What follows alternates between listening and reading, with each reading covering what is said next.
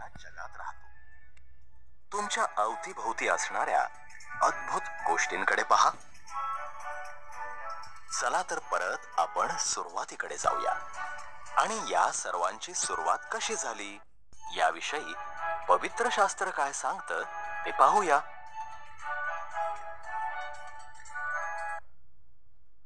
प्रारंभी देवाने आकाश आणि पृथ्वी ही बनवली.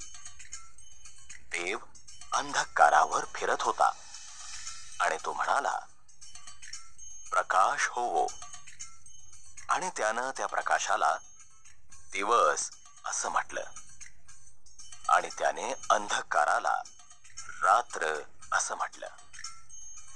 पहिला दिवस पूर्ण झाला.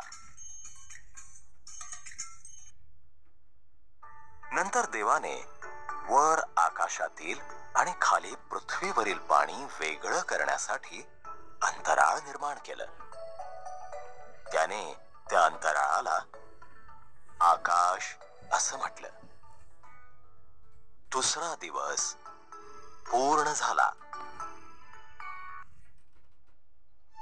देवाने ते पाणी एका ठिकाणी एकत्र केलं आणि कोरडी भूमी दिसू लागली.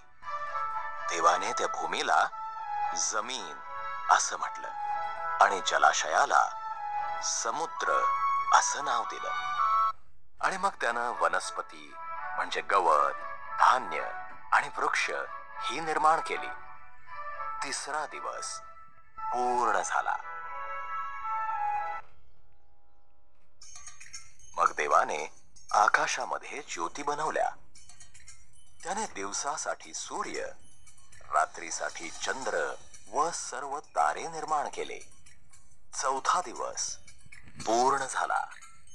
देवाने पाण्यात संचार करण्यासाठी मासे आणि आकाशात उडण्यासाठी पक्षी बनवले. तो त्यांना म्हणाला, पिले होऊ द्या, जग किलबिलाटानं व आनंदानं भरून टाका. पाचवा दिवस पूर्ण झाला. नंतर देवाने प्राणी बनवले. त्याने पाळीव प्राणी, जंगली प्राणी आणि जमिनीवर सरपटणारे प्राणी बनवले. मग देव म्हणाला, आता फक्त एकच गोष्ट बनवायची आहे. ती सर्व निर्मितीपेक्षा विशेष आहे.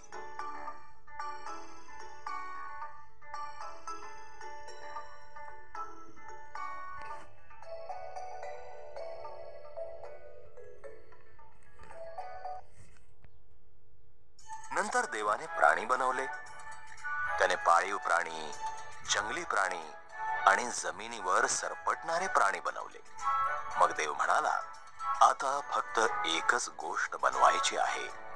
ती सर्व निर्मितीपेक्षा विशेष आहे.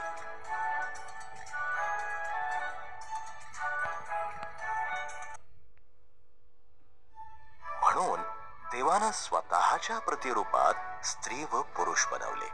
तो म्हणाला, तुम्ही मुलांना जन्म द्या, या जगाचा ताबा घ्या, मासे, पक्षी आणि प्राणी यांची काळजी घ्या.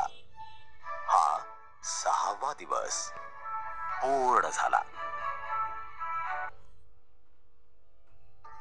नंतर देवाने स्वतः बनवलेल्या सर्व गोष्टींकडे पाहिले. तो म्हणाला, हे फारच छान आहे.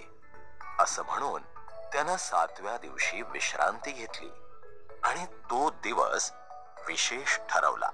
हा 7वा दिवस पूर्ण झाला.